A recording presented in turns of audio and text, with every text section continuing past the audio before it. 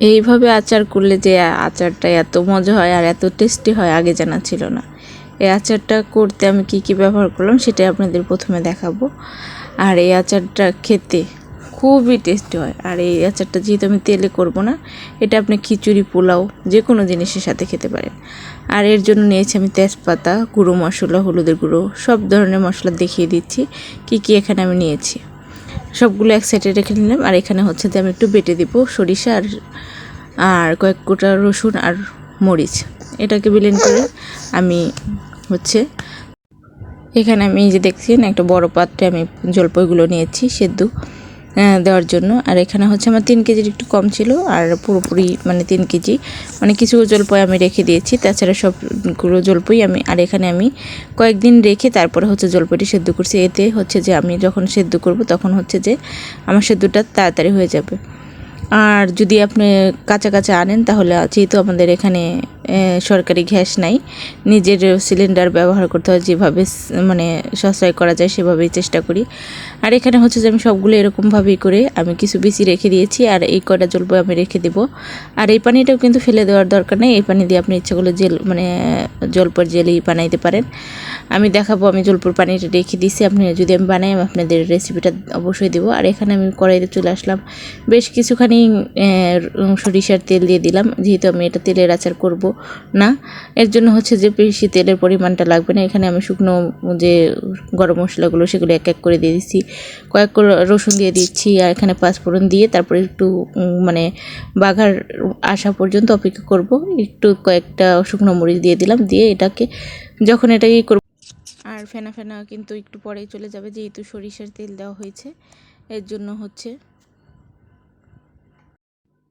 তেলে অবশ্য ফেনা ফেনা হবে, যেহেতু সরিষার তেল। এখন হচ্ছে যে আমি বাটা মশলা যে সরিষা, শুকনো মরিচ আর রসুনের কোয়া বেটে রেখেছিলাম ব্লেন্ডার করে, সেগুলো দিয়ে দিলাম। এখন কিন্তু ফেনাটা কমে যাবে, দেখতেই পাচ্ছেন।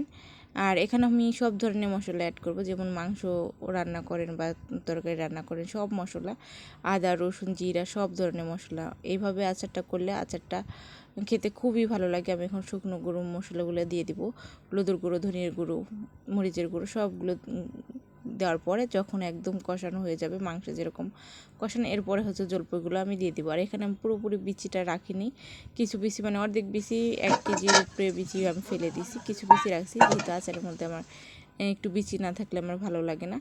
এইভাবে এই যে দেখতেই পাচ্ছেন পুরো মশলার সাথে কষিয়ে নেবেন।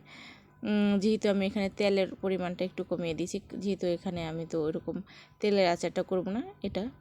আর এরকম কয়েকক্ষণ ভালো মতো মিশিয়ে নেওয়ার পর হচ্ছে যে যখন পুরোপুরি একদমই হয়ে যাবে তখন হচ্ছে চিনি দিয়ে দিবেন।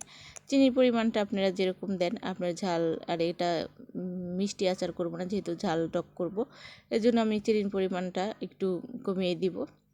আপনাদের ইচ্ছা, যদি আপনারা মিষ্টি বেশি খেতে চান তাহলে মিষ্টি বেশি দিবেন, আর যদি কম খেতে চান কম দিবেন। আমার পরিমাণ মতো আমি দিয়ে নিয়েছি।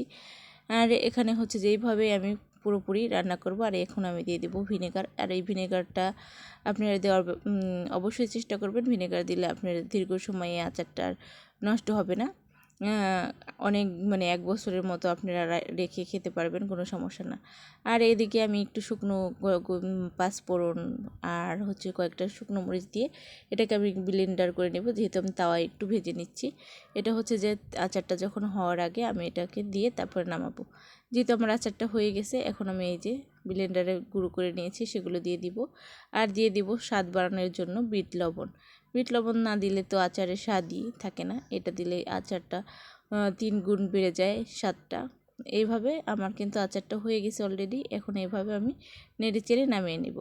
আচারটা দেখতে কি যে সুন্দর হয়েছিল, আর খেতেও ভীষণ মজা হয়েছে।